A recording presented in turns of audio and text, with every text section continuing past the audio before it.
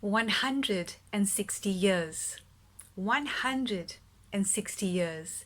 And I think to myself often, whether our ancestors on those ships ever imagined that we would be living on this beautiful African continent 160 years. 160 years. 1,600,000 tears. 1,600,000 smiles, and infinite achievements and accomplishments in this place we call home.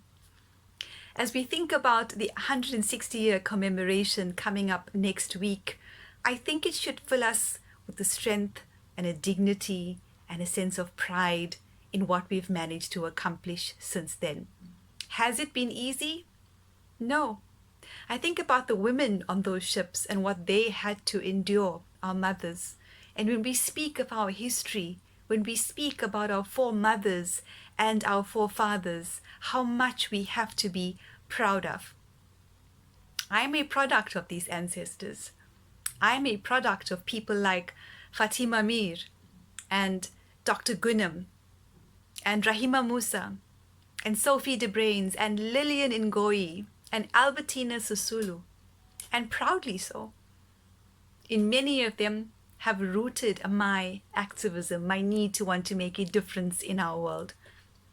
Equally inspired academically by people like Dr. Betty Govindan, Judge Navi Pillay, United Nations Human Rights Judge, Dr. Devi Rajab, so many women who've excelled and achieved so much to inspire us. But equally, the women who toiled in our fruit and vegetable markets and continue to do so.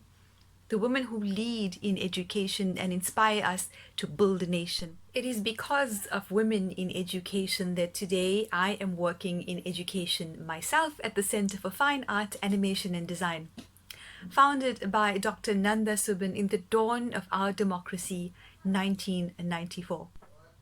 Emerging from a history of colonialism, as well as apartheid, sometimes leads to confusion about our identity. Who are we? For me, I think it is beautiful to be able to embrace all the aspects of what makes us who we are, what our identity is. And so I'm equally proud of my Indian culture as I am of my African culture. I don't see them to be disconnected from each other.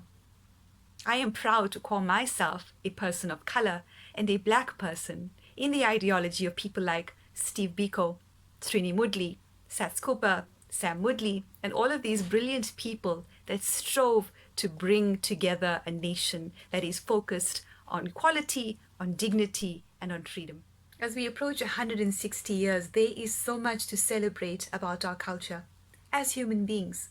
We celebrate our culture, we celebrate our heritage, we remember our history. But our humanity is what I am most proud of. Our service to mankind, to humanity. Our commitment to the poor in a country with the largest gap or mountain between the rich and the poor in the world. Of that, I am exceedingly proud. I am also extremely proud of the way we tell our stories. From the writers amongst us, to the poets, to the playwrights. It's one of the reasons I co-founded Womandla, which is a vibrant collection of women's writing in English and isiZulu. I want to read to you a portion, an extract of writing by Mayuri Govender, which I thought was really beautiful and reflective of our Indian culture. This is, of course, Womandla 1, and I'm going to be reading to you from Womandla 2. Mayuri says, in a story called Saris and Marigolds, we're a culture of elaborate ceremonies, or reverent rite in life and death. We speak and walk in numbers while we announce anecdotes and cry in happiness and sadness. In death, Western culture could be forgiven for perceiving us rude.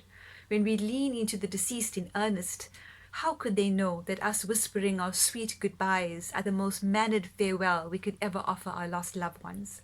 We hope they take it away with them. It is incredibly important for us to celebrate those who have passed. but also to remember that they have passed the beacon and the baton on to us. We still have a role to play in building this country, in strengthening democracy, in respecting human rights.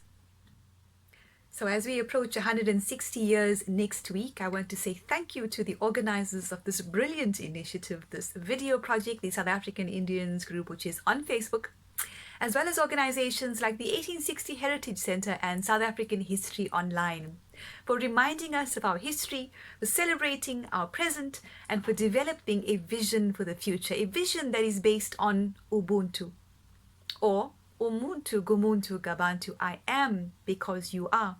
Remember, Manava Seva, Madhava Seva. Service to humanity is service to God.